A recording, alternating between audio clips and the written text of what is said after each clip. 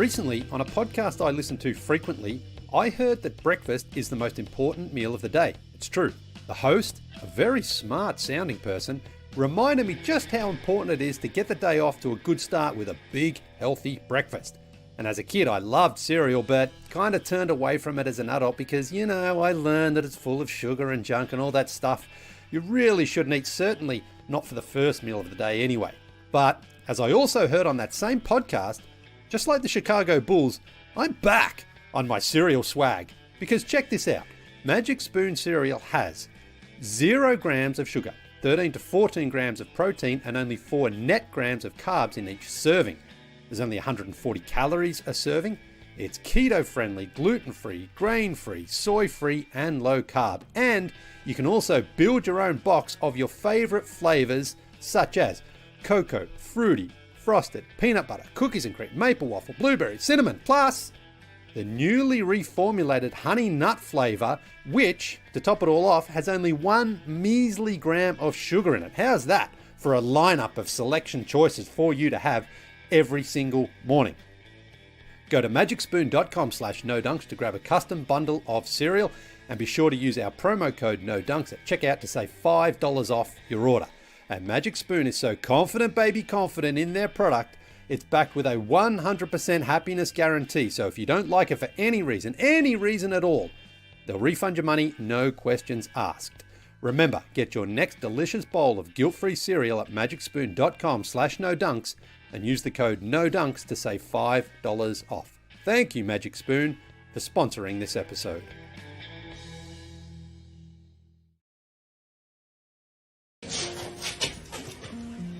Oh, hey. Just see you there. Anybody told you how good you look today? No? That's too bad.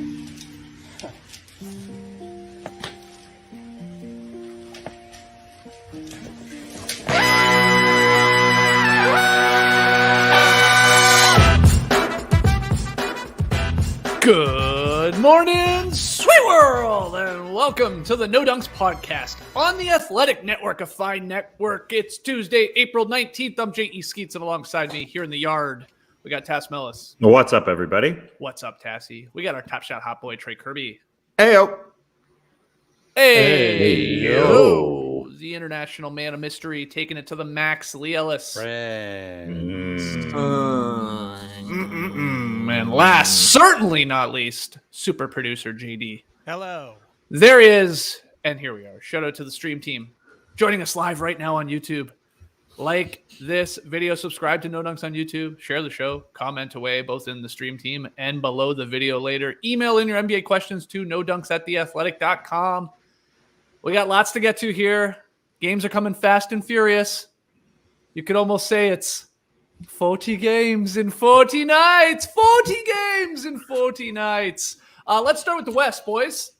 And then we'll, unfortunately, talk about the Raptors getting themselves into a 2-0 hole. And we'll get into Marcus Smart winning Defensive Player of the Year a little bit later. But Jalen Brunson is the story of the day, Tass, scoring 41 points as the Mavs make 22 three-pointers in the Game 2 win over the Jazz.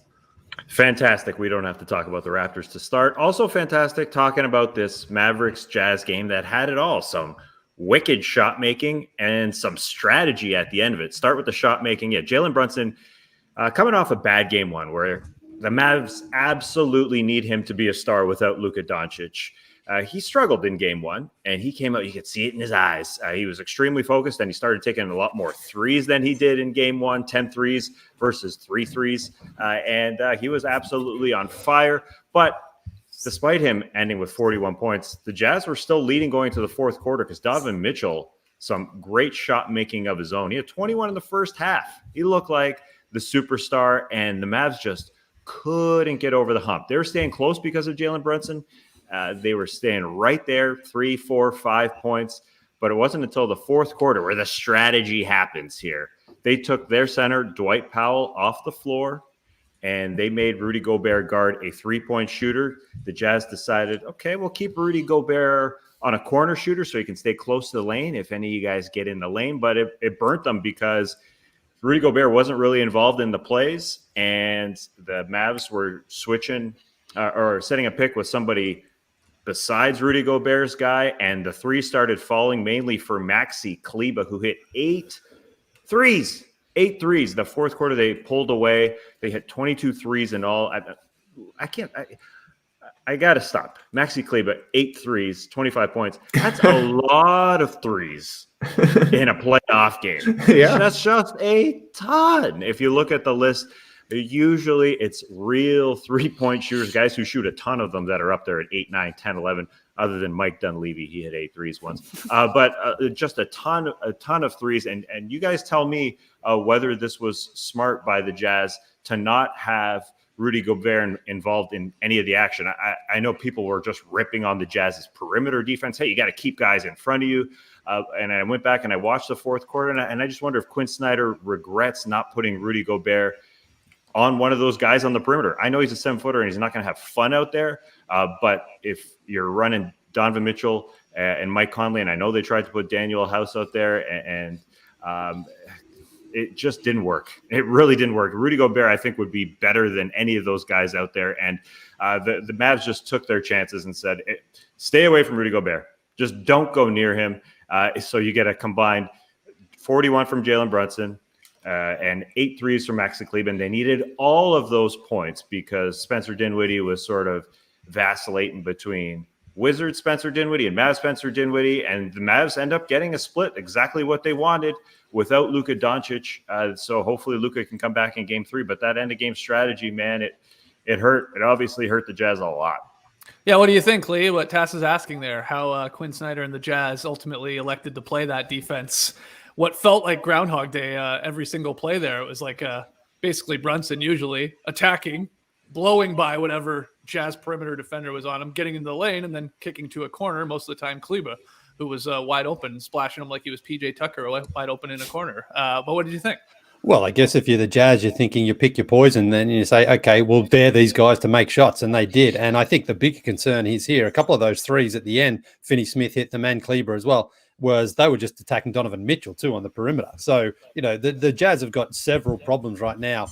They can't execute in the fourth quarter. That's been a problem for them all season long. Donovan Mitchell went, I think, 3 for 11 in that fourth quarter. Now, he's had statistically okay games here in 1 and 2, but when the game's there to be won, I'm just not sure he's able to deliver because it's just something that is a consistent theme. So that's the concern. Now, when Rudy Gobert's out there, if you've got one of the best defenders in the league, you've got to keep him on the floor and you've got to make him involved somehow, whether it is going out to the perimeter and stopping guy or just protecting the paint. He's got to be there and be effective because he is a strong weapon. But Jalen Brunson got into the paint easily there last night. I've already mentioned there the Dinwiddie got past his perimeter defender. So the Jazz perimeter defense has to be much better. Mike Conley has not been good so far. He was bad offensively and defensively. I think he showed his age a little bit there last night. So, like the Mavs, it felt like anyone who got an open shot was taking it and making it down the stretch there for them. I mean, the crowd was going wild and the Jazz just simply did not have an offensive answer that was consistent to get them easy buckets. They just couldn't generate the offense they needed themselves.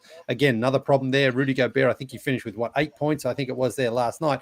But if they are going to go that small, you have to find a way to just get the ball up high inside and have him around the rim. I think that's where Quinn Snyder's struggling to get, an answer for this Jazz team. You saw a couple of times Donovan sort of threw it in there to Rudy last night and he either fumbled it or it was a bad pass. So there's obviously something going on there between those two. They need to find a better connection. But, what's his name? Bogdanovic has been okay for them, but they were sort of running him off the 3-point line where they could as well, which is a win for the Mavericks. But when Jalen Brunson is in that sort of feel like that last night, we talked about on yesterday's show, like the Jazz should be 2-0 up in this series. It's not a knock on those Mavericks players, but when you're missing your all-world player and the rest of the guys are, role players at best, the Jazz have got 2 potential all-NBA players. They had 2 all-stars. They should be able to put their stamp on this game, and they're just not able to. They don't have that tenacity to go out there and take control, and I think that's the real concern. But this has been happening, in the last couple of months of the season for Utah, and despite the fact now they're going back to Utah 2-0 up, Luka may come back, we're not sure. They just haven't looked convincing anyway, even though the series is 1-1, and that's normally a good result for the team on the road. Yeah, what do you think, Trey? What's your take on this game? This is a weird game because you look at basically career nights for both Jalen Brunson and Maxey Kleber, especially considering Kleber had really struggled. After the All-Star break, I think he was 19% from three. You see the Mavs hit a playoff high 22 threes. You think, man, maybe this is the kind of win that is not something that's easy to replicate. Are we going to get 41 from Jalen Brunson again? Are we going to hit 22 threes? But it also felt super replicable. I think that's the word. Yeah, because the Jazz can't guard anybody on the perimeter. So it's basically they don't even need to go pick and roll. They don't even need to get Rudy Gobert involved in the action. They just blow by, and then Gobert helps, and then somebody's wide open for three in the corner. 17 uncontested threes. Even Leigh Ellis would probably be hitting 8 for 10 if he's taking 17 uncontested threes in an NBA game. So from that standpoint, it definitely feels like the Mavericks can get that shot time and time again. It's just a matter of actually knocking them down and making it. Maybe that was part of the Jazz strategy. Let's see if Kleber can beat us. He did beat you last night, but I don't know. Maybe they tell Rudy, don't help. Just stay to the corner. Don't give up a 3. 2 is worth way less than 3. We can maybe win the math problem there if we're trading 2s for 2s, but that was an impressive win for the Mavericks. Great game for Brunson. I thought he was much smarter with the way he was attacking things, choosing when to score and when to actually pass it. It seemed like in game 1, as soon as either Dinwiddie or Brunson would get past the first line of defense, it was a floater fest. This time they were kicking out to threes, and that made a huge difference, making 22 of them. Meanwhile, the Mavericks are doing a great job of taking away the three-point attempts for the Utah Jazz. Just 29 last night. I think they had 22 in game 1. This is a team that loves to shoot threes, was a really good offensive team because somebody could score at the basket, whether it be a Gobert alley-oop or maybe Donovan Mitchell getting to the hole. Jordan Clarkson had a nice game, but then they also got to shoot threes as well. So kudos to the Mavs for taking that away. But I don't know. It feels like this is kind of going to be the games here. The Jazz are going to scrap it out. They're going to not look incredible offensively until they get really hot from 3 at some point, and the Mavs are going to have to continue to be hot from 3. I've changed my mind. I don't think they should ever give Gobert the ball inside. I saw a post move from Rudy Gobert last night. Yeah. Worst post move in the NBA this season. Dribbled it right off his foot. So he's Roy Hibbert on that side of the ball. He's just Roy Hibbert, period. They can't even throw him alley-oops right now. Donovan Mitchell was trying to throw him alley-oops. The timing is completely messed up. I'm not expecting anything offensively from Gobert at this point. Yeah, why is he trying to spin baseline? Just go middle. Get a dink, get a dump. But you're right. Nothing's working on that path. I don't think anyone should feel confident with Rudy Gobert's offensive game. And obviously the Jazz don't. I'm not sure Rudy Gobert does. Yeah. I will say one thing I thought was impressive from the Mavs in the fourth quarter was their, I guess the best way to call it is the gang rebounding that they did. And I know, you look at the overall numbers, the Jazz, 50 rebounds to whatever. The Mavs had 39 or something, 31, excuse me. So a huge difference, as it should be. I mean, you have Rudy. He's going to always flirt with the big beef. You're much bigger with the Mavs going small at the center position. But in the fourth quarter, Leigh, I thought not on the offensive glass, but just defensively, there were so many times where the Jazz were getting an offensive rebound or even getting, it looked like a second chance. And the Mavs have been, you could tell Kid told them, you guys got a team rebound. And so the ball would go in Rudy's hands at points. He had the board, but boom, boom, boom, a couple arms flying in here to just knock it out. It bounces off the glass or bounces off another player, and the Mavs would sort of end the possession. I thought they did an incredible job just down the stretch specifically. And I know the overall numbers don't really show it, but that was, there was 4 or 5 times where I was like, that was a rebound for Rudy Gobert most of the time. And they just popped it out because they were you have to be. That's how you have to do it when you're undersized like that, I thought. Yeah, and I think Reggie Bullock was one of those guys really in there getting his arms, just being effective because, he's been sort of in and out of the lineup. Played well last night with 45 minutes. But another key area here for the Jazz, they're not putting any sort of pressure on the ball handlers. The Mavs had 3 turnovers last night. All of those were Spencer Dinwiddie. This is a team that we historically over the last few years have looked at, very good perimeter defensive team, a way of just making it tough for other teams. And they're just not able to do that right now. They seem as well to get beaten so easily when that ball just moves around, whether it's a driving kick or someone just flings it around the perimeter. And again, Donovan Mitchell, I think, is one of the ones who seems to get caught a lot. He's either ball watching or he's not closing out on his player and it's leaving a guy open. And Bogdanovic is another one who's just starting to look a little bit older and slower on the perimeter here. Utah. So it's weird. I mean, like I say, you should be pretty happy with a split on the road after any series, but and they're going home. I expect they have to win, of course, game 3 here. They just must in Utah. But I'm just not convinced if this game gets close again that the Jazz know how to close out a game. They just do not seem to have that. A team that's been together a long time. They've got the all-star talent. They've got shooters. They're well coached for the most part, but something happens in fourth quarters where Utah just seem to really tighten up and almost don't trust themselves on offense. Yeah, the same thing happened last year in round 2 with the Clippers knocking them out. The Terrence Mann game, they just went 5 out, leave Rudy in the middle, and don't make him a factor on defense. Let's just hope our shots fall. And the Mavs just changed their shot profile from game 1 to game 2. They went from 32 threes to 47 threes. They know they don't have incredible shot makers on the inside. So let's see if these threes fall. And Maxey Kleber, ridiculous. I think he had like 10 threes 10 playoff threes in his career before this game. And he had eight in this one. I mean, I don't know if it works every single game, but it definitely felt replicable. That's the word, right, Trey? It felt like they were open. Oh, yeah. They felt like they were just open. And honestly, Conley, even their stoppers and Royce O'Neal and Daniel House, they were getting burnt. I think Rudy Gobert out there just to put a thought in these guys' head that there's a 7-footer out here that is an incredible defender. Try and go by him. I mean, some guys tried. Josh Green tried at the rim, got denied. I know it's a different island out there for a 7-footer, but I think that option is better than any of these guys. I think I would just get him out there and let him, play the entire arc. You got to do the whole thing, man, because you're not really getting the ball on offense. He's their best defender, obviously. I think that would be a better recipe for success. Can't wait for Luka to come back because, I mean, that obviously tilts it in the favor of the Mavs.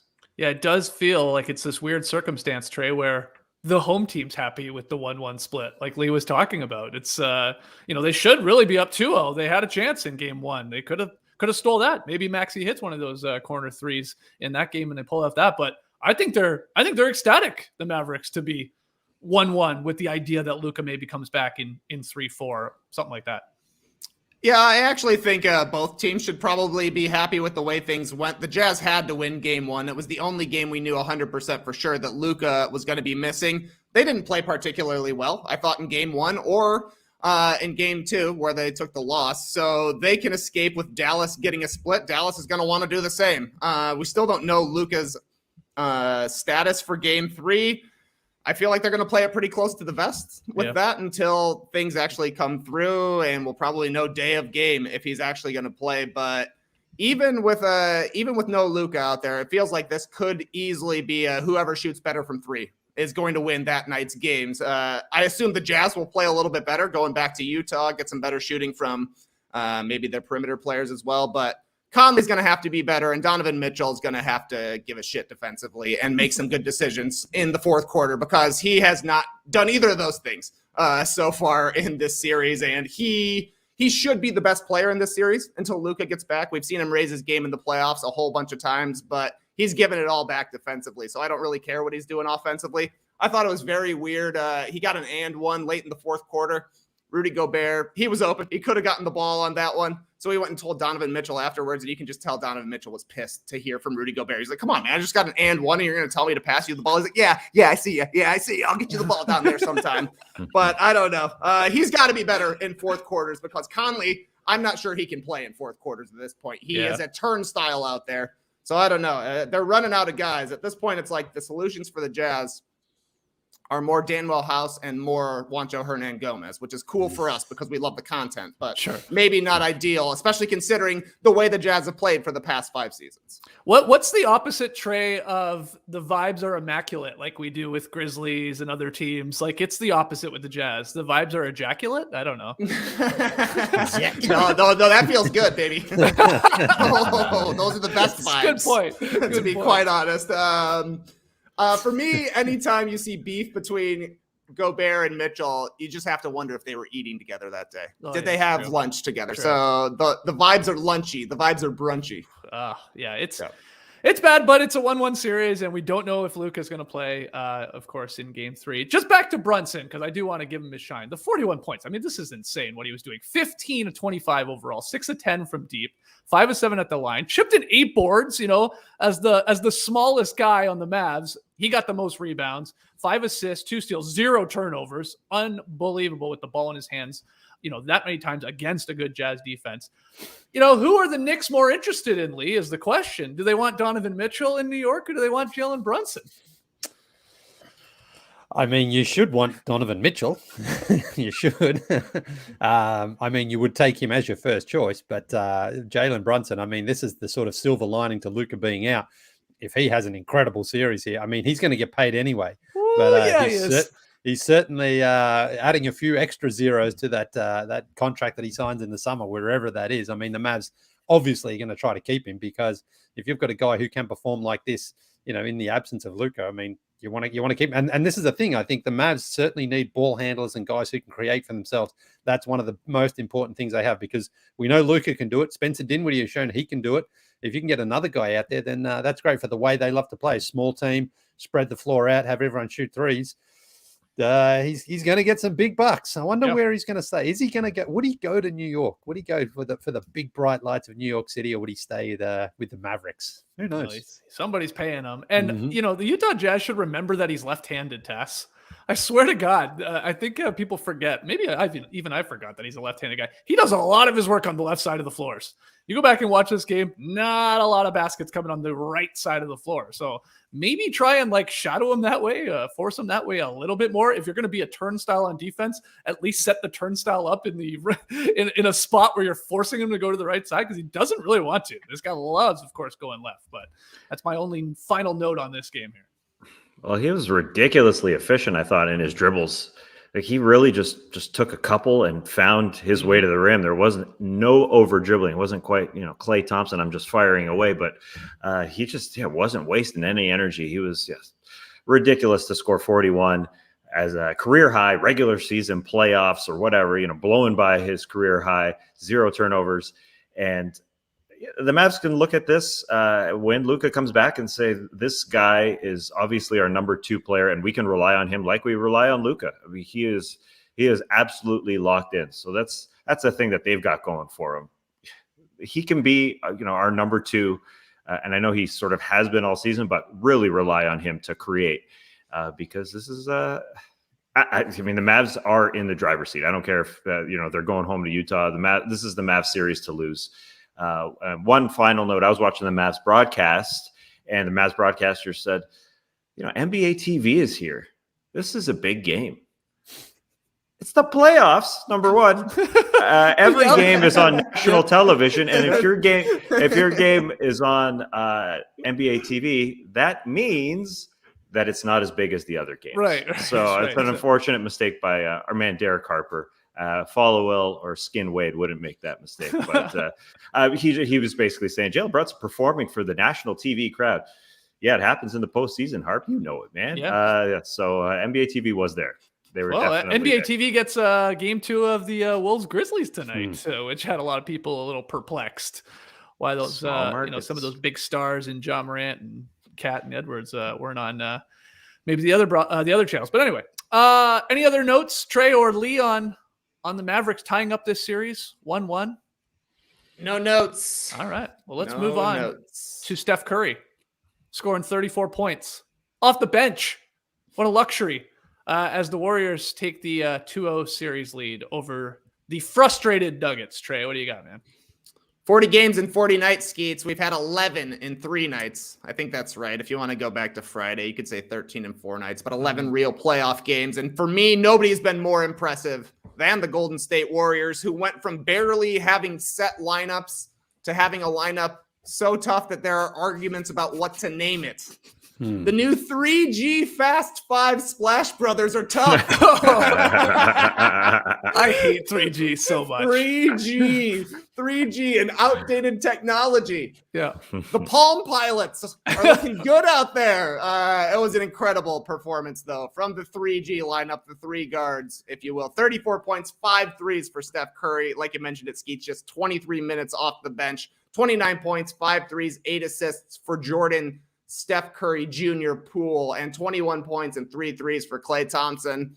Maybe the Suns will have an answer for this team, but Denver definitely doesn't, because the Warriors right now have 3 players you have to guard from 30 or more feet. 2 of them in Steph and Jordan Poole are great off the dribble. Klay, if you switch and he's got a guy on him who's 4 inches shorter, he's going into the post and hitting a jumper over him. Draymond, awesome passing right now, allowing him to focus completely on defense, where he is the best defender in the NBA right now. And then Andrew Wiggins has been incredible as well, just exploiting the little extra space he has out there. 15 points per game on 55% shooting. He's bringing it on the defensive end and hitting the glass pretty hard as well. There have been explosions in both games 1 and game 2, where the Warriors look like they did the first half of the season. Everybody was saying this is a title contending team right here.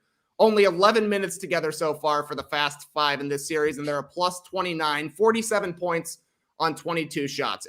It's incredible. Things could change in Denver, but the Nuggets really look beat right now. Another dud game for Aaron Gordon. 7 points on 3 of 9 shooting. Just looks completely lost out there. Will Barton took 15 shots to score 12 points. Started fighting with bad vibesman DeMarcus Cousins on the sidelines there. And then 26 points on 20 shots for Jokic. The battle with Draymond is so much fun to watch, those two. Also 11 rebounds for Jokic. But the big number to me, 4 assists last night for Jokic before the ejection. He's averaging 5 for the series, and that was the key to me. Jokic is going to score. It's tough for him against Draymond, because Draymond's such a strong defender. He can take the bumps, and then his hands are so quick and so strong that he can actually influence Jokic's shot on the way up. But taking away the assists, and the Nuggets role players just not doing anything really in this series, at least when they absolutely need it, has been the difference. So yeah, the Warriors to me look as good as they have looked the entire season right now, which is exactly what you want to see after not knowing how they were going to look at all going into the playoffs. It's wild. Tass, what do you like for the new Warriors death lineup? And it is, just for those that don't know, it is Curry, Klay, Poole. That's the 3 guards. They got Draymond and Wiggins. That's the new Warriors death lineup. People call it Fast 5. PTSD has been thrown around. Liquid lineup. What? Pool party. DEFCON 5. A lot of these coming by way of Stat Muse and other people chiming in. Do you have a favorite of that bunch, Tass, or something else? Or are you like, why do we need a name for this lineup that's played 20 minutes or whatever it is against the Nuggets? Yeah, did you say 11 minutes to this point, Trey? That's freaking nuts. Because it's so impactful when it's out there. I like the connection to the death lineup, if there is one. There really isn't. I mean, the post-mortem lineup I heard, DEFCON? You like DEFCON 5? Boo. Yeah. I don't think so. I think there's got to be like post-mortem is something death 2. Nah. There's got to be something better with the death. The new iteration, the Death Dynasty. I don't know. We're working on it. If they're going to get a name, if we're gonna anoint them with a name, they got to get to the second round at the very least. And I think everybody can swash it around for another week or so and figure it out, because there's something better than that. But I think Jordan Poole, I mean, he's trusted by Steve Kerr, obviously, because he's not taking any more of those dumb shots. He's taken 13 shots and 16 shots as the starting point guard. He's scoring 59 points on 29 shots, and they can just allow Steph, one of the best guards ever, to come off the bench. And Steph, obviously, one of the best teammates and superstars ever. He could be playing out there 35 minutes a game. He could be starting, but he's comfortable coming off the bench, which is pretty freaking cool for this team at this point. So he's trying to gear up and be his best in round 2, it sure looks like, and then round 3 if they do face the Phoenix Suns. which, yeah, I'm already starting to think about how the Suns guard this team. Right. Because, yeah, when those three are out there, as Trey said, 30 feet and out, those guys are spreading it. Wiggins is Mr. Mid-Ranger, and Draymond's really, really comfortable taking threes even right now. And the other side is fun to watch, just Draymond against Jokic. And I think Draymond is getting some reputation non-calls, the way he's getting physical in the post. God, it's fun to watch. But Jokic's ribs, man, they're taking shot after shot after shot, and I can see why he's pissed, and I can see why he gets ejected. Like he's keeping his cool, but you know he didn't like somebody slapping him on the butt. He thought he was gonna like destroy Gary Payton second there. Yeah, he could get pissed after every play. I think he's keeping it cool somewhat, and seeing that no one else can really. Help him out enough to overcome this Warriors offense. They're frustrated. They're turning into a bunch of temper boys is what the Warriors are doing to them. Because, yeah, he gets ejected because he's like, over it. Monte Morris got a technical. That guy never gets a technical. Barton and Cousins getting into it. Like Trey said, a little altercation on the bench. Like, Leigh, they're just completely frustrated, and rightfully so. It's like, I don't know how you stop this team. I don't know what you do with Steph Curry, for crying out loud. It's coming off the damn bench. And then you have Draymond Green sort of, locking up as much as you can lock up an MVP, but like making life difficult, tiresome, and then nobody else helping him. It's, at a certain point, you're over it, I think.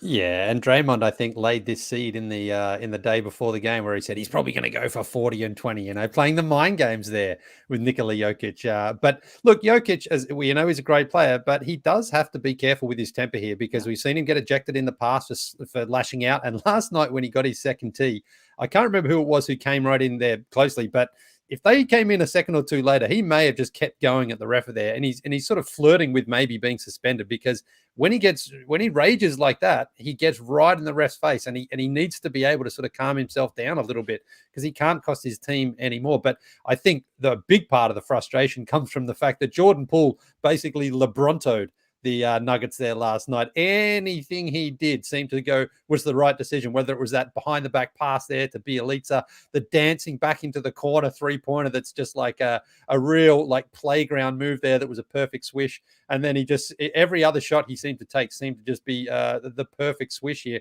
And the Nuggets are like, oh my God, okay, it's Jordan Poole. And then Steph Curry comes off the bench and he's hitting shots that are just classic Steph Curry's as well. That one where he got that screen, the Draymond Green pass, and he barely had it in his hands. He's falling out of bounds. He's going away from the basket. Yeah. And it's like, oh man, if you're the Nuggets, it's like you just need one or two little breaks to go your way. Instead, it's all going the other way. And you guys obviously have talked about Draymond Green being brilliant. I mean, if you look at his box score, 6 points, only 3 rebounds, like for a defender, usually a guy has a great game. He sort of mops up a lot of boards. He only had 3 rebounds. He had 6 assists and 3 steals. So one of those games where the box score says, oh, Draymond maybe wasn't that effective, but he was completely dominant there. And Jokic just knows, like when it's a physical battle like that, that's exactly what Draymond wants. He wants that sort of show of strength down there, knowing that Jokic is looking around going, well, I can't really pass it out either. I'm not sure these guys can hit these shots, so he has to do everything he can. But this one is looking very, very ominous here for the Nuggets. They may not pick up a win. I mean, they look flustered. They're not getting enough help. The Warriors look the opposite. Steph Curry has looked like he has no effect from that the last couple of weeks that he missed. The only question is will Steve Kerr continue to bring him off the bench? Because why not at this point?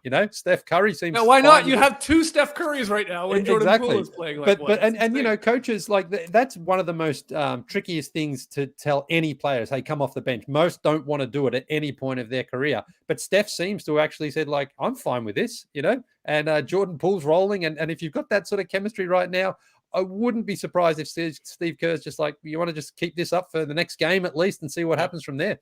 So we'll see. But honestly, for the Nuggets, it's so hard to see how they are going to get back into it, because they haven't got enough defenders to stop all these guys who seemingly just can't miss a shot. And then on the offensive end, it doesn't feel like anyone's erupted or on the verge of erupting here for the Nuggets. So could be a quick series. The frustration has to come from, and it's happened in both games. The Nuggets have played well for, 18 minutes of the game. And then, they let go of the rope. And in this one, it was like that, whatever we're calling it, the new death lineup. They come in with like 6 to go in the second quarter. They're down something like 8 points. So the Nuggets are leading. And by the time you get to half, it's the Warriors up 6. I mean, it's a 22-10 to 8 run in half a quarter in the blink of an eye. And then, that's similar to what happened in game 1. The Warriors ended that half on an 18-4 run over the final 3.5 minutes. And it's got to be super deflating that you're like, we're in it, we're fighting, we're competing. And then, holy crap, what just happened? We just got hit with like 3 or 4 threes. We can't score. And now we're in a hole and we got to try and get out of it. And it just got worse in the third quarter. Yeah. What do you think, Tass, of the Nuggets' chances to take, let's be honest, to take a game in this when the Warriors are playing like this? No, I don't feel like it's going to happen. Yeah. It feels like they probably have PTSD. That was a nickname, right? Yeah. Right now. See, I don't mind PTSD. Actually, Stream Team chipping in Sure. with the nicknames. Cameron, PTSD equals Poole, Thompson, Steph, Draymond. See, that's not bad. So where's Wiggins? It doesn't matter. That's the thing. It's funny to keep Wiggins out. And also, it doesn't matter who the fifth is. I think you could see, I thought they played way more minutes together in these first 2 games because, they've had a little Otto Porter out there. And that's why the fifth really doesn't matter to me. I mean, it matters, but if it's non-All-Star Wiggins and it's Otto Porter, I think that's fine too. Okay. Also, Ben Trotter, Liquid Death. Oh, that's what the kids are drinking. Get it on the pod. And I did see PJ Tucker post-game drinking the Liquid Death. And I know JD's sons like the Liquid Death. I don't know if I can sell out for it, though. I mean, that stuff is thick water. It's the weirdest thing. Oh, wow. Yeah. It's strange, but we'll probably sell out. Sean McCabe, post-traumatic stress dynasty for PTSD. Anyways, we'll get there. We got some time. I think they're lasting at post first round because, where's it going to come from? They're going to rely on Will Barton and Monte Morris to do it, but if you can guard Jokic one-on-one, and it's obviously proven that they can, because it's not just Draymond Green. Looney's taking his turn as well to keep Draymond fresh. And these Warriors, bring Steph off the bench. It's going to be hard. It's going to be hard with guys that are absolutely on fire. And we didn't even mention Clay is just standing there waiting for the ball, and he hit, he had 21, and they have to pay attention to 2 guys. They're paying attention to Poole and Steph when they're on there together, and then Clay's just open in the corner, just hanging. Yeah. I think we came up with a name a long time ago, Trey. Correct me if I'm wrong, but you got the Splash Brothers in Clay and Curry. You add Jordan Poole. There's like that fun little mix there. I thought we were trying to go with like a cannonball run or something like that. So the cannonball because of the pool and the splashes, and they're always on a run of some sort. I would. At the very least, I would like when they go on a 13-0 run. That's the cannonball run because they're splashing like crazy. Okay, I like that. So I think lock that one in. Skeets, all I can think of is preseason. We did that TikTok for The Athletic, and I know you were feeling like you botched a little because you ended up saying that Jordan Poole is going to win Finals MVP. That's right. But you thought it was going to be somebody else's hot take.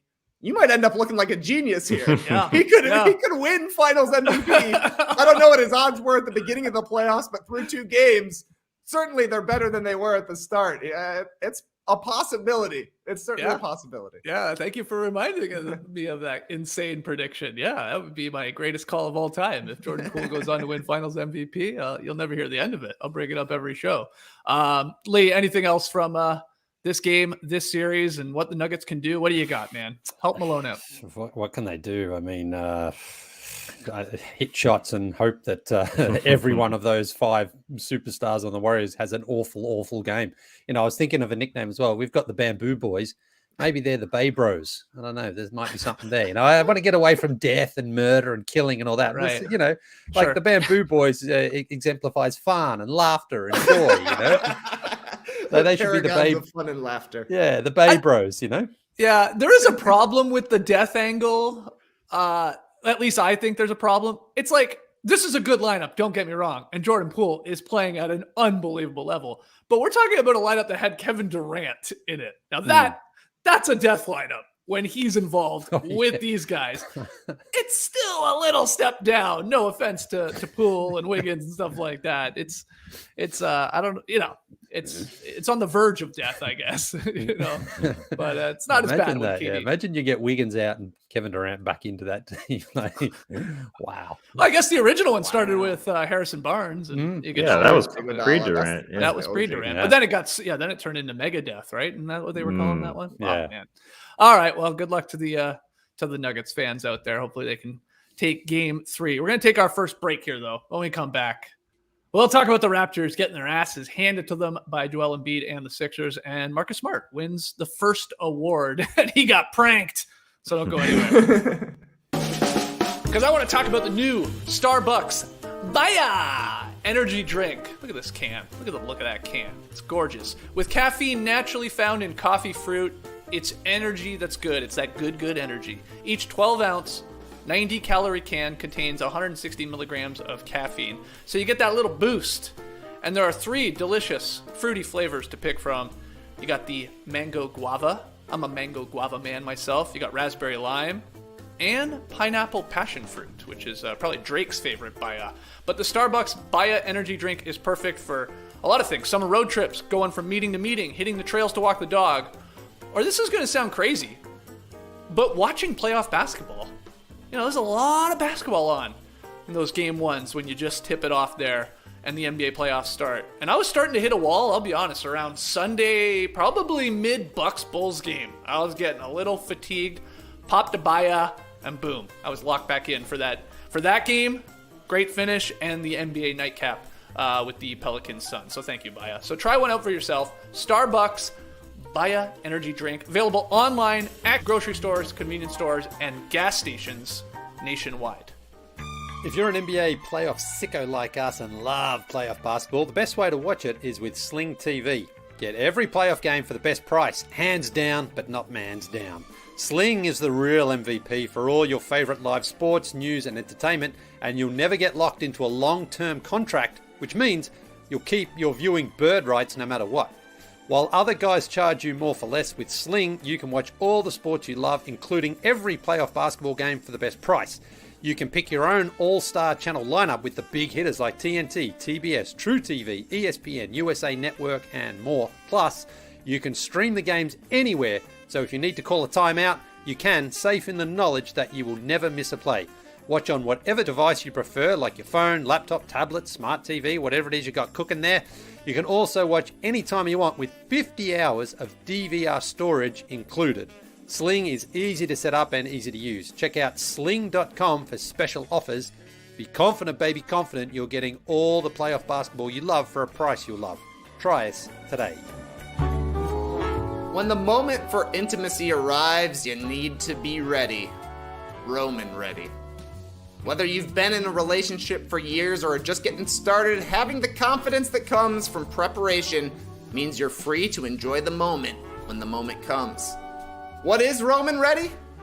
Is it when you are prepared for the conquest of the island of Britain, which began in earnest in AD 43 under Emperor Claudius? No. Roman ready is confidence personified. It is the self-assurance that comes from knowing you've prepared yourself for the moment, and it has nothing to do with the establishment of Staingate in 87 AD, obviously. But Roman's system is completely confidential and totally discreet. No big logos or labels on packages. With Roman, you can get a free online evaluation and ongoing care for erectile dysfunction, all from the comfort and privacy of your home. The U.S. licensed healthcare professional will work with you to find the best treatment plan. If medication is appropriate, it ships to you free with 2-day shipping. The whole process is straightforward, convenient, and discreet, and getting started is simple. Just go to getroman.com/nodunks and complete an online visit. If you're prescribed, you'll get $15 off your first month of ED treatment. That's getroman.com/nodunks. Make sure you're ready to have confidence and control this spring. Roman ready. Hey, back with No Dunks here in the yard. Thanks again to everybody joining us live right now. Doing some big numbers here on a Tuesday. Hit that like button. Subscribe to No Dunks. No Dunks. We do this every single day. Leigh, I have good news and bad news. Okay, hit me with the bad news. Bad news is your Raptors in 5. Yes. Prediction, it's officially dead. Yeah. Can they appeal? What if they appeal? Can they get the game overturned? There will be no devouring the Raptors at least of the Sixers. Maybe the other way around. The good news is, I heard on the streets that a series doesn't start until the home team loses. So there is that. So Joel Embiid scores 31 to carry the 76ers to the 2-0 series lead on the Raptors. What are you taking away from this one last night, Leigh? Another very impressive performance by Philadelphia. So far, so good through the first 2 games. And this one was a very spicy one from the start, very physical. The Raptors clearly wanted to come out and show themselves to be physical in their defense of the 76ers. And I think Joel Embiid did a very smart job by absorbing that contact, going inside and getting a lot of foul calls. He got to the free throw line 12 times in the first quarter. Now some Raptors fans are saying, the Raptors are going up against 8 players tonight. I don't think that was the case. I think Embiid's approach was very smart in that he put pressure on the defense, he put pressure on the referees to make the call, and then he hit those free throws. But despite all that, the Raptors led after 1 quarter, which was kind of shocking, really, because it felt like the Raptors didn't have anything. They were in foul trouble. They're obviously shorthanded, but they did enough to get that lead. But in the second quarter, it really fell apart for them, in particular when Joel Embiid sat out. That was the key here for the Raptors in this series, is like when Joel Embiid sits, you've got to win those minutes. And that did not happen in this game. He sat and they lost those minutes by 12 points, which is really, really tough for the Raptors because they seem to struggle to get anything going really offensively, any sort of groove, and they have a chance there. But when Joel Embiid's hit, Tyrese Maxey was really good. Danny Green's hitting 3. Tobias Harris has been really good. And James Harden, I mean, this is the interesting thing. If you look at his box score from this game, he took 9 shots, went 1 for 4 from downtown, 14 points and 6 assists. You'd think, well, he must have had a bad game. But I think James Harden had a very smart game. I thought he played well. He passed the ball. He wasn't in a rush. He didn't need to do all that much because these other guys I mentioned, Maxey and Harris and Danny Green, knocking down shots. And if the Sixers are getting that sort of production out of those other guys, it just takes so much pressure off guys like Harden to have to go out there and try to get those 30, 35 points a night. So everything right now for Philadelphia is really going in their favor because I mentioned the Raptors. No Scotty Barnes in this one. Not sure yet of his status in Game 3. Gary Trent did come out and play last night with a non-COVID illness, but he only played 10 minutes and he was shouldn't done. have. No, he shouldn't have. He didn't give them anything. And then Thaddeus Young. And look, Thaddeus Young is an old guy. You don't expect tons from him, but he's got the bum thumb injury there. He didn't really give him all that much. And I just thought Pascal, Fred, and OG, the last sort of 3 guys they had, tried to be competitive, but I thought Philadelphia's defense on them was pretty good for the most part. You know, they didn't seem to get a ton of open looks. Fred hit a couple of bombs, but it wasn't like the defense wasn't there. They just weren't able to get any sort of rhythm. Now, the Raptors did make a bit of a fake comeback there where they went on a 20-2 run late, and there was a few Sixers fans I noticed, starting to put Doc Rivers under a little bit of pressure, because if they'd blown what was once a 29-point lead, I think the Sixers fans would have been exceptionally upset this morning because, again, the Raptors being shorthanded and the Sixers seemingly in complete control of this one. But Philadelphia closes it out and takes a very impressive 2-0 lead in this series, heading back to Toronto. And be interesting to see now how the Raptors answer in Game 3 because they tried the physical stuff on Embiid and it worked to a degree. Like I say, they led, but Joel Embiid seemed to be like, okay, let's play that way. I want to do that. And I like the fact that he did get, he sort of was like, okay, let's get physical. Let's make this a rough playoff game. But ultimately it worked in Philadelphia's favor because Embiid has shown without totally dominating that he is the best player in this series. Tass, what do you think? You're a Raptors fan. Problems with the whistle, problems with the way they're officiating Joel Embiid, or are Raptors fans going overboard here with their complaining about, it's 8-on-5? What do you think? The Raptors stunk. Forget about the free throws. Joel Embiid went to the free throw line 12 times in the first quarter, but it was a 1-point game after the first quarter. So Joel Embiid sits down, and those are the minutes that the Raptors 5 should be just as good as the Sixers 5. And it was weak. They got destroyed the first 6 minutes of the second quarter, and they didn't have the legs, the depth to come back. The fight was gone. They got beat by, not Embiid, not Embiid. He sat. It was Harden, Shake Milton, Danny Green, Tobias Harris, and Paul Reed, and then Tyrese Maxey came in for a little bit, and that's when they got down double digits. And listen, a part of it is Scotty Barnes isn't playing, so Fred VanVleet played like the first 30 plus minutes of this game, and he obviously got sloppy and tired in that second quarter for sure. Gary Trent, he was out there, but he wasn't great. I think he needed to play because they just didn't have any depth. And Thaddeus Young, thumb injury, bum injury, whatever the hell he had, he was he was disappointing. Those first 6 minutes, you lost to Danny Green and Shake Milton and Tobias Harris, and they died a slow death throughout this game, but it was then that this game was absolutely over.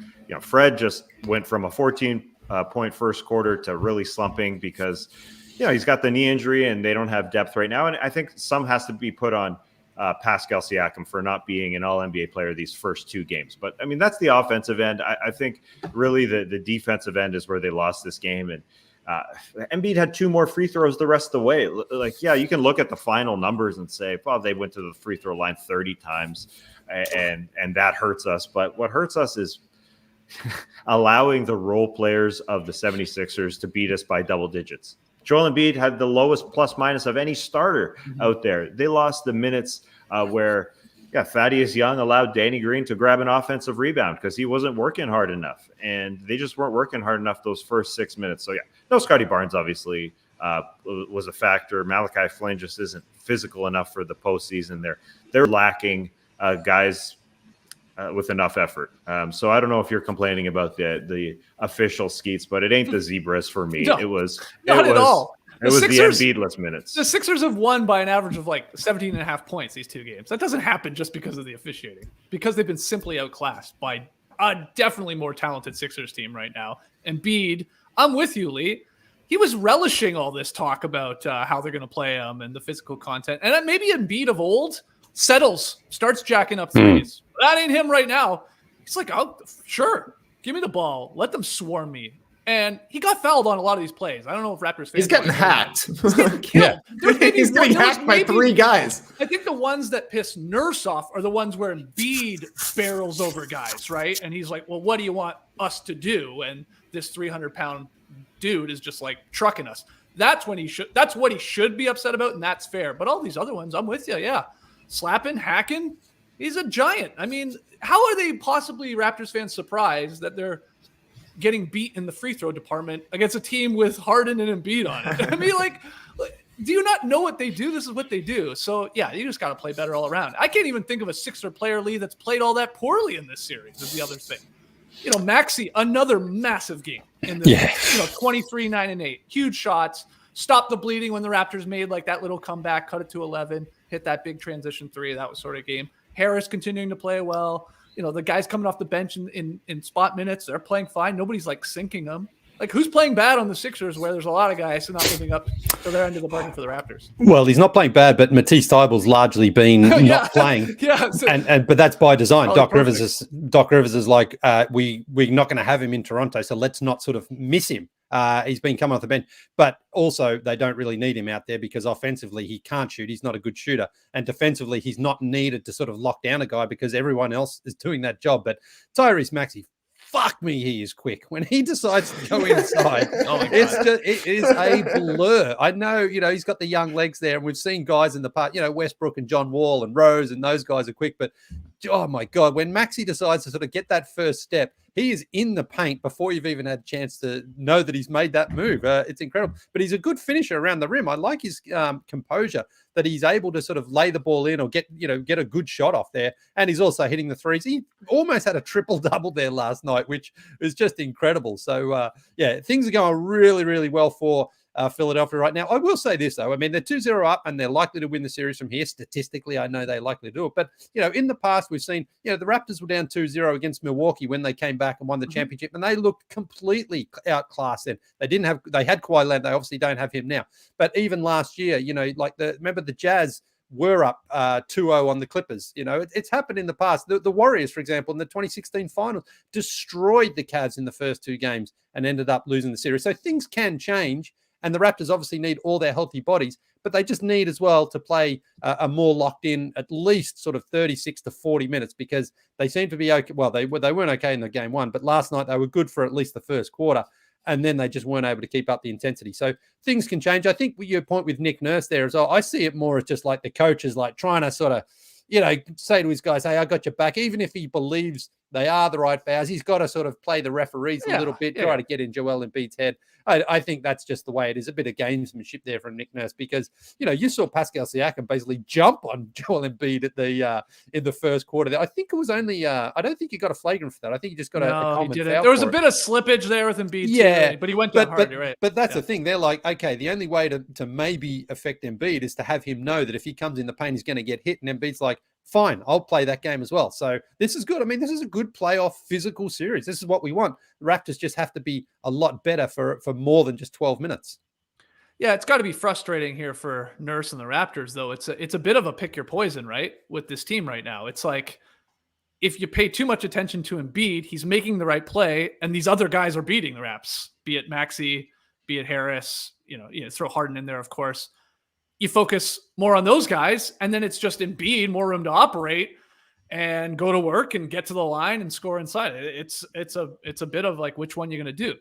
Raptors do not have a Draymond Green to sort of neutralize an MVP like guy in Embiid. It's going to take a lot of guys, and you almost have to pray these other guys' tasks, like a Maxey in Toronto, it just suddenly goes ice cold. But it's not even just the 3-point shooting, like Leigh said. He's attacking, and I think he's almost single-handedly beating the Raptors in fast break points in this series. So that's the other thing. Like, they're getting stops and they're gone.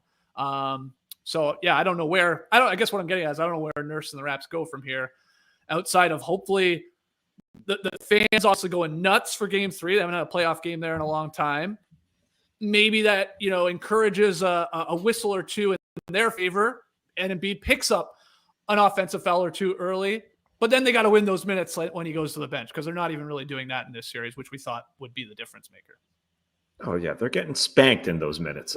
Again, it's a 1-point game after the first quarter when you're happy that, Joe Embiid went to the line 12 times, but we're scoring.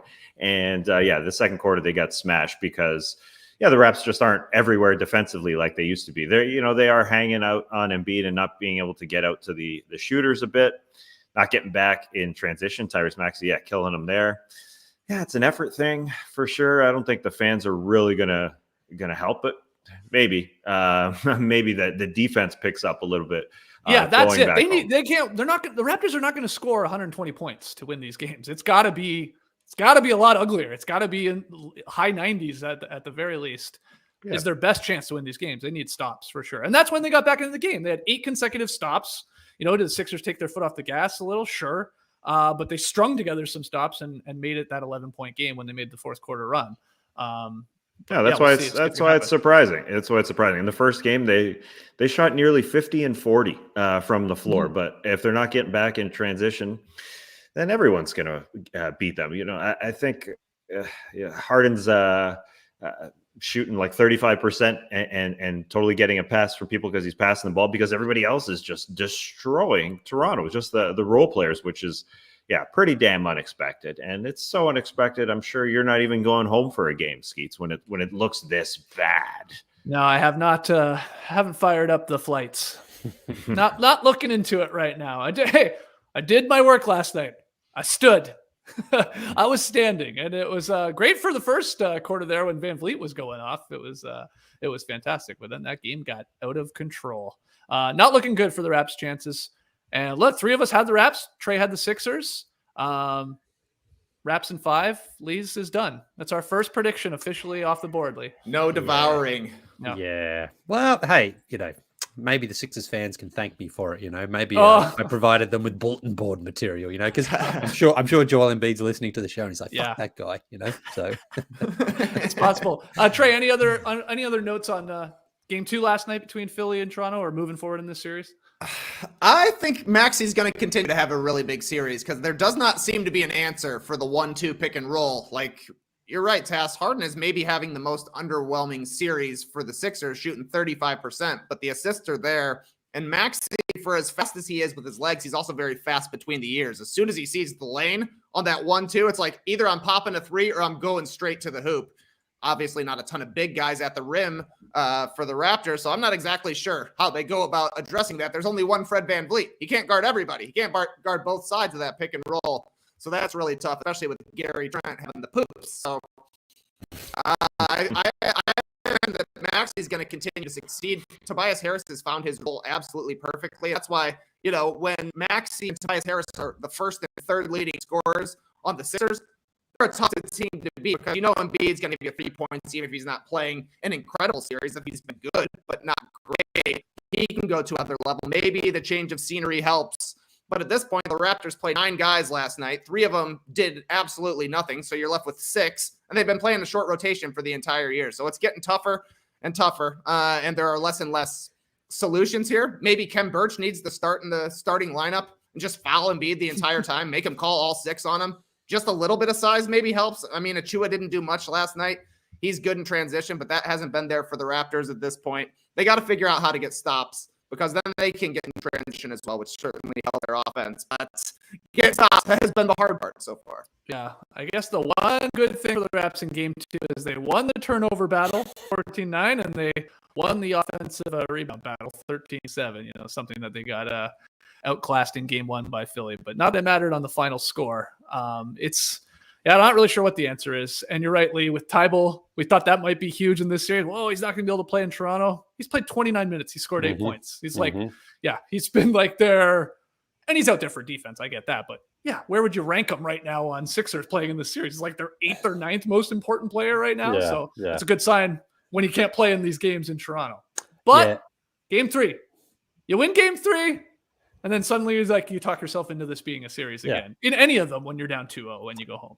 Yeah, and remember, I think, against the Bucks, it was either overtime or double overtime. Remember where the Raptors, pulled that one out and then went on to win the series. So it just sort of shows how quickly, things can change, in a series, especially if the Raptors, for example, or the Sixers, maybe get a little bit like, all right, we've got this series now, we can wrap this up. So things can happen like that, but it's hard to sort of see it right now.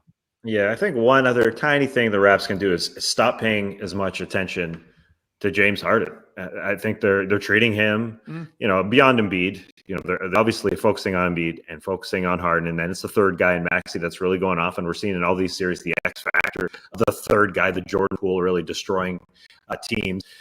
That 1-2 pick and roll was talked about on The Athletic.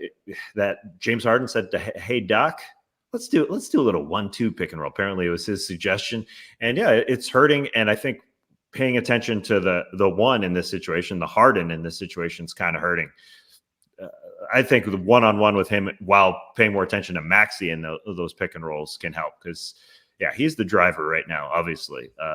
But then Harden can go off as well. So, I mean, it's the NBA TV treatment. Live with Harden step back threes and hope he's due for a 2 for 11 type night. Yeah, Harden's certainly not penetrating, with that speed and explosiveness he's settling. But it was a big night, of course, for Tyrese and for Kleber. So, who was your Maxey of the night there, guys? Oh, wow. Very nice inside joke there, Leigh, from our former makeup artist at the Starters NBA TV. Well, I think, okay, Leigh, what about this? Maxey for the Sixers. Incredible in the first 2 games. Maxey Kleber, 8 threes last night. Are you expecting a big game from Max Strus tonight? Oh, I hope not. I hope not for the Hawkies. The Hawks need something as well themselves. That's going to be tough. But the big 3 Maxes. I mean, they're all different. The Max, Maxey, and the Maxey. That's right. We need Tass. We need Drake to get involved here too with this series going to Toronto. What do you mean, Skeets? Take James Harden out to the fine establishments in Toronto. Get Embiid out there partying in Toronto. Things are starting to open up out there. I think it did snow, though. Poor people in Jurassic Park last night. My God. Oh, imagine standing in the snow in mid-April to watch the Raptors get their asses handed them by the Sixers. Those troopers. We love you up there, but that's tough. Yeah, Drake's got to do his part. Tass got to party with the Sixer boys. Get them all hung over there for when's that next game? Wednesday night? Wednesday night. The NBA TV game. Oh, Even the Bulls Bucks got national coverage, or oh, geez. you know, the non-NBA TV game on Wednesday because the Raps Sixers looks bad. Hey, I'm down for Drake. He'll be there early. He's putting the work in. Yeah. Okay. Big Danny Green dunk last night. That Oh, was yeah. wild, man. And Danny Green throw down like that. Does he have any dunks yet this season? I forgot to look that He had up. one. He had one. Yeah. Someone, I saw That's someone else crazy. asking about that. It was back in November, I think, against Orlando. So he doubled his dunk total for the There you season go. last night. He's been great too. Yeah. Obviously, the former Raptor, hitting like he was like Taz said, big part of that 15-4 Sixers run when Embiid went to the bench. I think he splashed a couple threes in that little run there. Yeah, when Danny Green dunks, you know the game is officially over, and that you can move on to Game 3. So we'll see. Hey, any thoughts, Taz, on the Nurse Embiid exchange? I saw you tweeting about it and reading lips. Anything to add to that clip that's been making its way around? I don't know. I guess, I didn't see before that. I guess Embiid approached Nurse to say, hey, stop bitching about calls. Or did he just happen to be there and it came up? Because that would be weird if Embiid went over while they're spanking the Raps to say, hey, pipe down, man. Nurse he's desperate. He's desperate for sure. He made a challenge 4 minutes left in the second quarter. That's when he used his challenge on that Tobias Harris driving into Gary Trent Jr. It was an 11-point game, and I guess he didn't want to let it get away at that point. It was in Philly's barn, and maybe, let's be optimistic. Maybe it's different at home. Maybe the 19,800 faithful, dredge in there after a snowstorm in April, and they're pissed. So they get behind this team and they get a dub. Just one. It just takes one. Your season's on the line. It's Game 3. You have to win it, or it's a wrap if you're down 3-0. Everybody knows that. So we'll see. Got some news here. We got an award handed out just like that. We got the finalists, and then they're like, all right, let's give one away. Marcus Smart. Congratulations to him. He is the 2021-22 Defensive Player of the Year. As everyone knows by now, Smart becomes the first guard to earn the honor since Gary Payton in the 95-96 season. GP helping give Smart the award there yesterday. Pranking him. Classic GP style. Smart received 257 points overall, 37 first-place votes from a global panel of 100 sports writers and broadcasters. Mikal Bridges finished in second place, 202 points, 22 first-place votes, so a lot going to him as well. Rudy Gobert finished third with 136 points, 12 first-place votes. We're showing you the voting results here on the YouTube machine. Bam, actually getting more first-place votes than Rudy. So Marcus Smart getting this, Leigh. What do you think?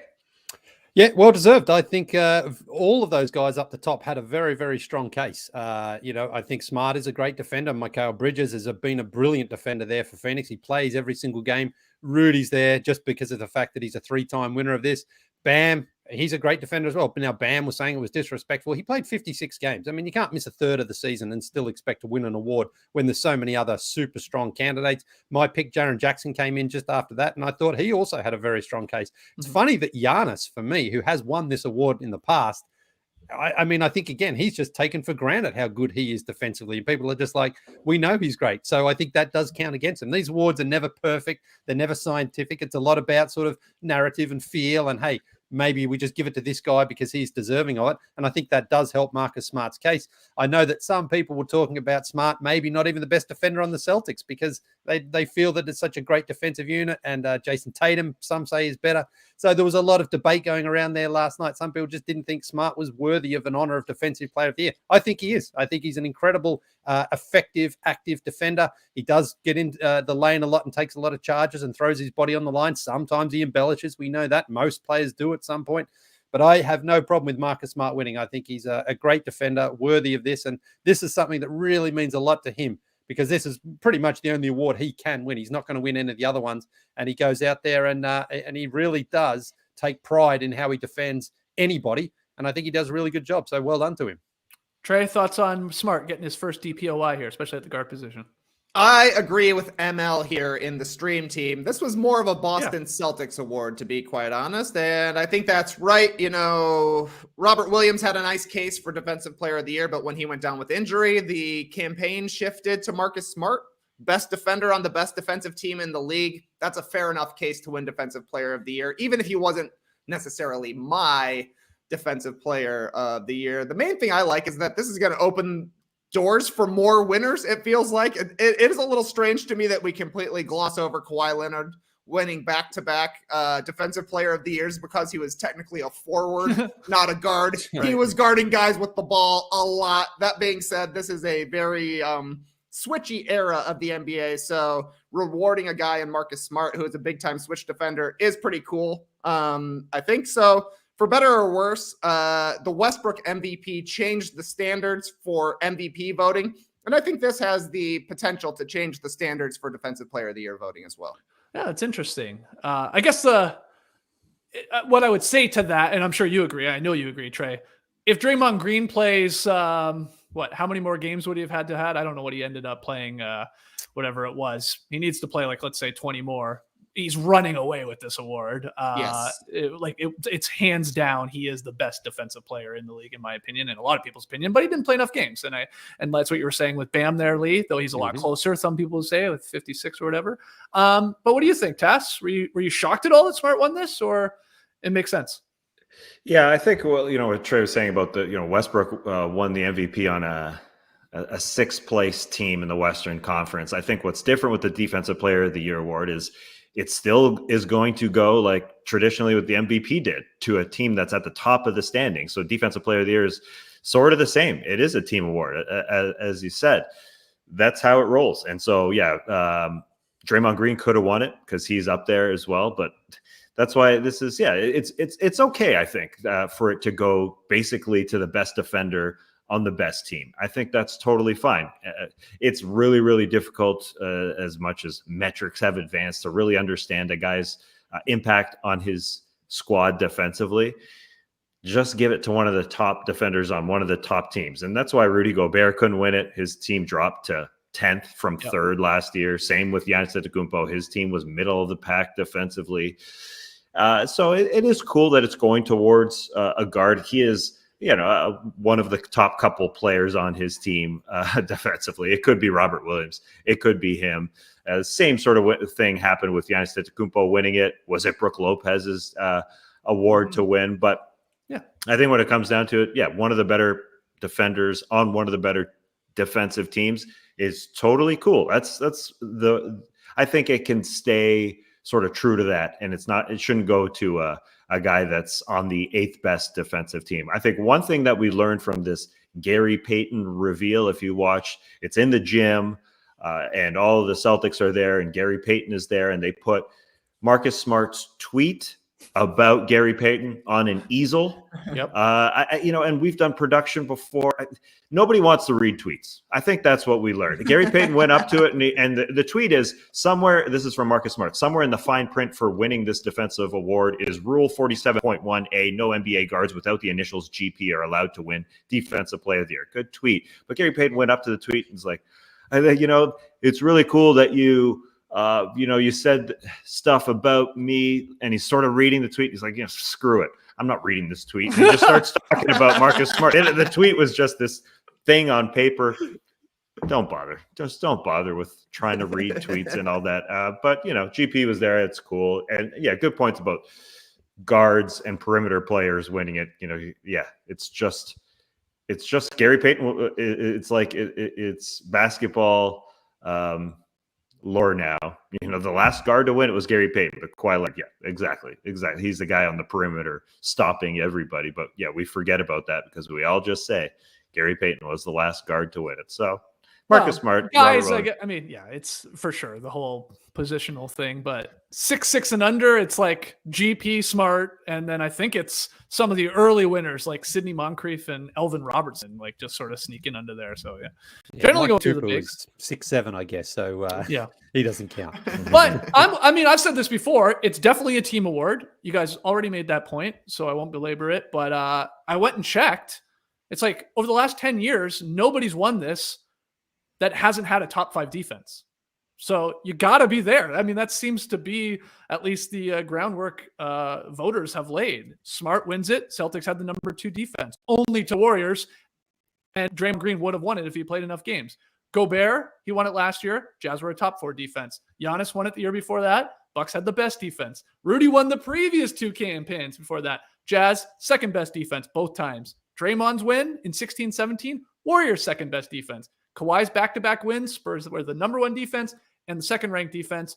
Joakim Noah back in 13-14, Bulls number 2 defense in the league. Marc Gasol, Grizzlies number 2 defense. And then Tyson Chandler in the shortened, I believe, 2011-12 season, Knicks were a top 5 defense when he won that. So over the, what's that? That's 10 or 11 years there. You got to be top 5. So I think that was a big knock against Rudy winning his fourth, I guess in theory, but it's funny. It's funny, Skeets. If you're talking about MVP voting, having bad teammates is good. If you're talking about defensive player of the year voting, having bad teammates is bad. Yeah, because true. Rudy Gobert has a bunch of poor defenders on his team. Ergo, his team defensive rating is very low. Yeah, but we saw with the Nuggets and Nikola Jokic. Jokic is going to win another MVP and probably be swept out of the playoffs because his team is not up to snuff around him. Really makes you think. Do you want good players on your team or bad players? Do you want to win titles or awards? But Rudy did win it the last couple of years with the same teammates. They're just better. But yeah, it's true about the defensive. Jokic would rather have better teammates, but that takes away his numbers and changes it. Same for Embiid. I mean, same sort of deal. Mm-hmm. All right, well, let's take our final break. When we come back, Leigh, you got tweet of the night. You got something good for us? Okay, great. I am ready. I'm ready to have something to look forward to, ready to get on a plane. For my man Ryan Seton's wedding this fall. Very, very exciting. And how am I going to plan my look? Well, the website that has all of my measurements stored, ready to make my custom fit for the occasion. Indochino.com. I set that up forever ago, and it was easy, and I can just jump in, add my customizations really, really easily. Everything customizable on Indochino.com for everything you want to wear. You may ask, being that Ryan Seton was a Canadian Junior Bowler of the Year, is it a bowling-themed wedding? Are you going as a pin, Tass? Will you and Danielle be going as a 7-10 split and stand really far away from each other? No, it's not a costume-themed event. It's a wedding. And just because he likes bowling doesn't mean every event is a bowling event. You know, it's just one of those things. You know, the guy's a bowler, so everybody just asks, does he like bowling? Pandemic has really slowed down bowling lanes. FYI, he hasn't been practicing all that much. People sticking their fingers in balls, I guess, isn't all that sanitary, even though it's, a respiratory disease. They just really slowed down. A lot of bowling alleys probably closed down. Maybe. I don't know. Although I'm sure Indochino could pull something off bowling related because they have everything customizable, as I said. Maybe pins for your cufflinks. I don't know. Every piece at Indochino is made to your exact measurements, and you can customize every detail. Indochino offers completely custom-fitted suits, shirts, casual wear, and more at surprisingly affordable prices. Indochino suits start from just $429 and shirts from $79. This season, dress to impress on every occasion with Indochino.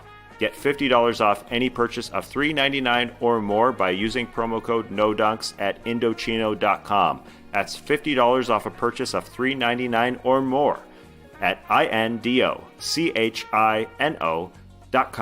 promo code NODUNKS.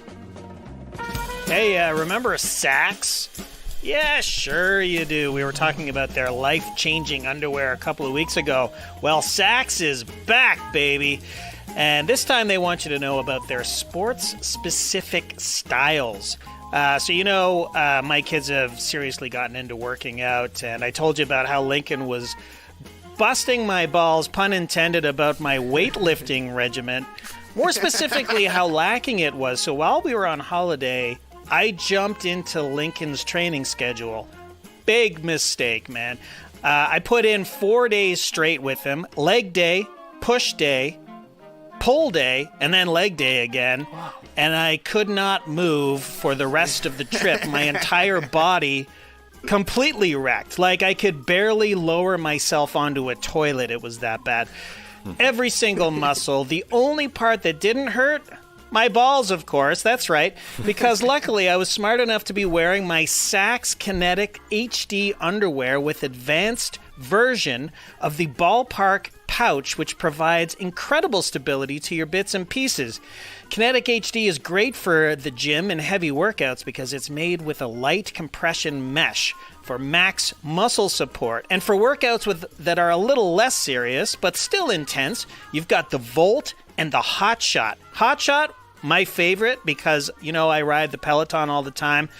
And it's made with a cooling fabric that literally boosts your body's natural cooling capacity.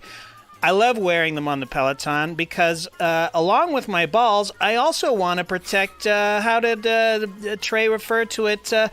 Big Chuck D, Charles Dickens. That's right, protecteth my Dickens. If I'm wearing a substandard pair of underwear, sometimes there's some unpleasant rubbing, friction, heat, if you will. Not with Sax. Take advantage of our special offer today. So head on over to sax.com/nodunks and get 10% off plus free shipping using promo code NODUNKS. That's saxx.com/nodunks and promo code NODUNKS for 10% off and free shipping. All right, back here with No Dunks. See somebody in the stream team. Dominic must be new here. Isn't this supposed to be about basketball? No. This is a fashion podcast talking about custom suits and underwear that really supports your balls, Dominic. So, I think you've got us mistaken for somebody else. Let's get to tweet of the night. Tweet of the night. Wow. Twitter. Leigh, tweet of the night.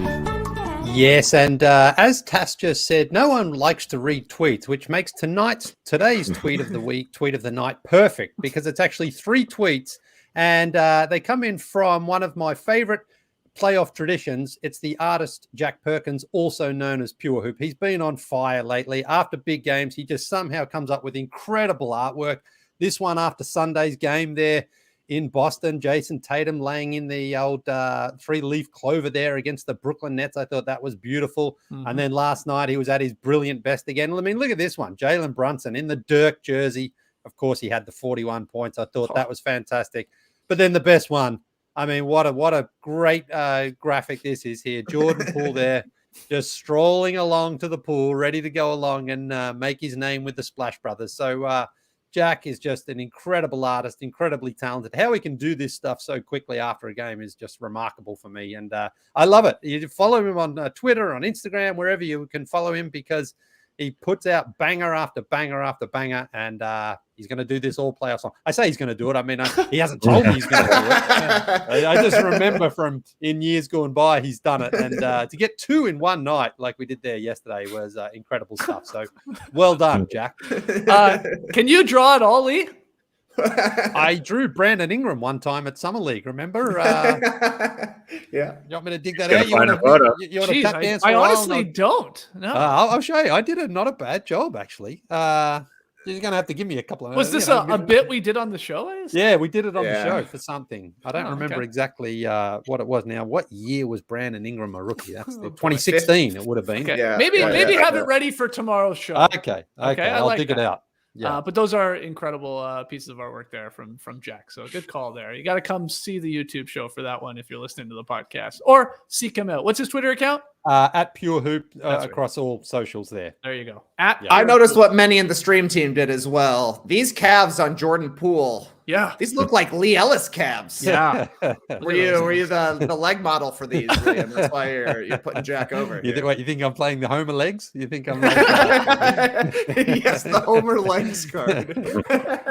Over like. all right, I've got the Brandon Ingram if you want it now. I mean, Oh, that's how you tap I mean, if dance. you've got it, what do you mean you have it found on your Give me phone? one sec. Oh, You so blew it up and put it on a wall. Yeah. It's coming. Oh, Here it is. Okay. He's uploading it into the StreamYard. Yeah, We're it's coming, it's tapping. coming, We're it's You, coming. you see, you don't say you have it until it's in the yard, in my opinion. But Well, yeah.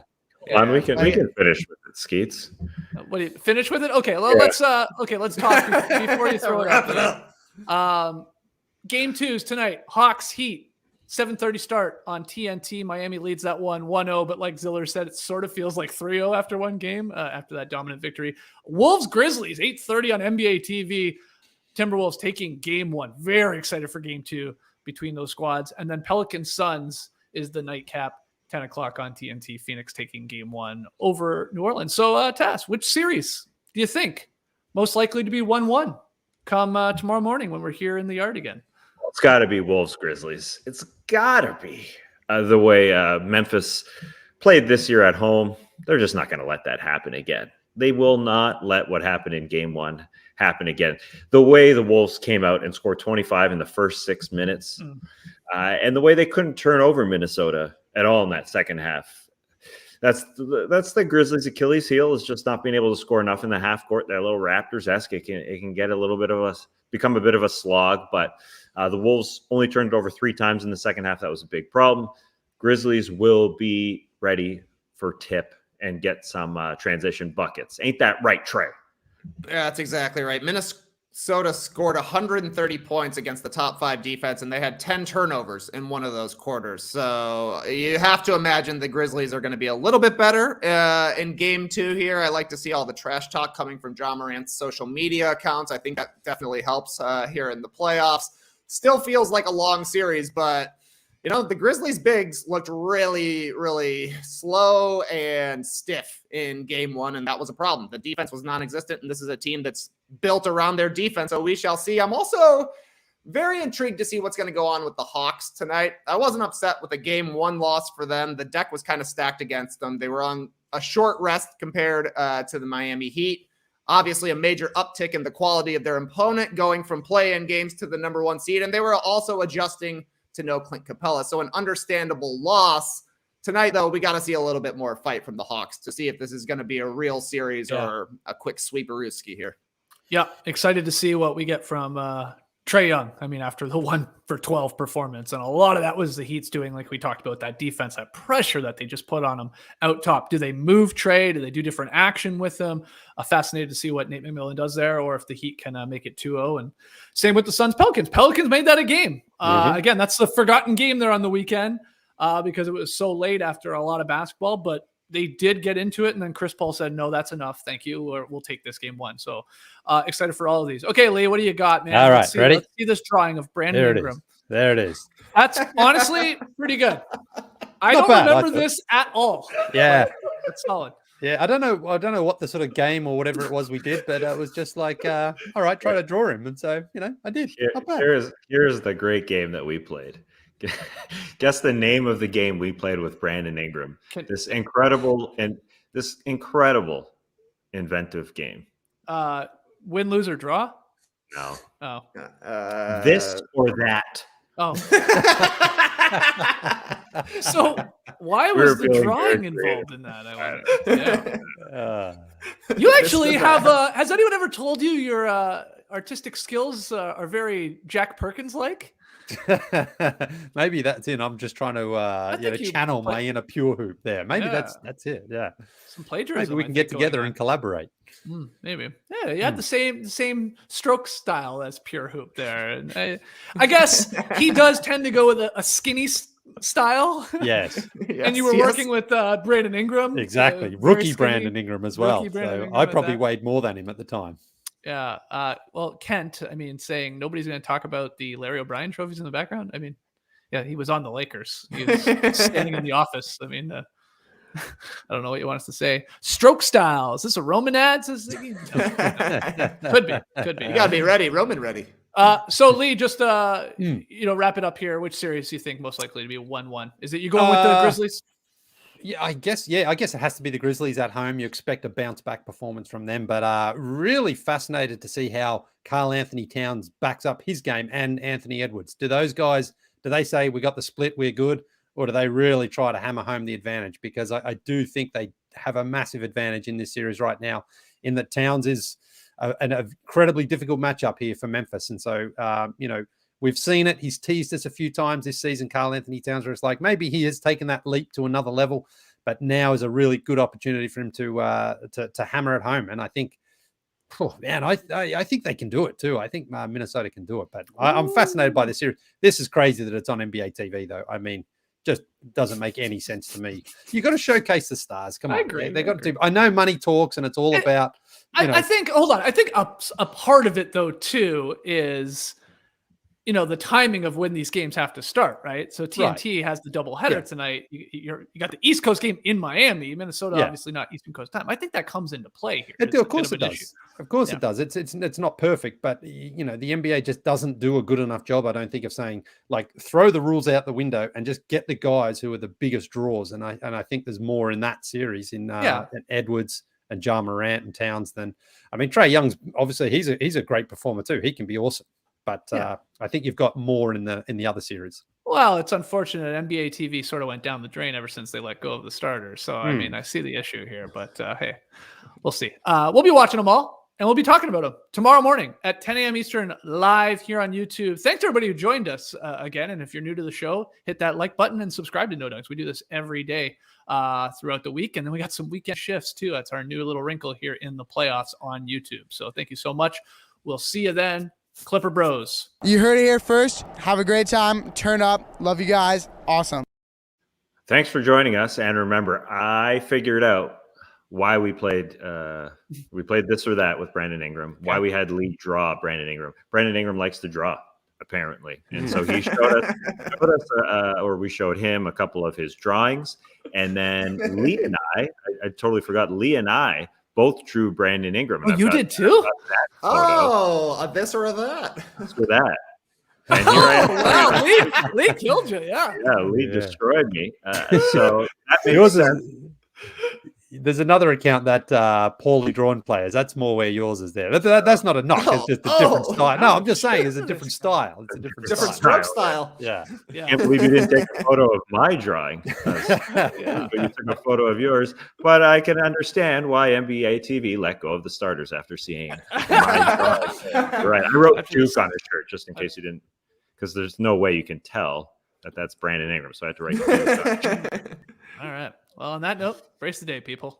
You could stay, ooh, every day, and I'd be happy every minute.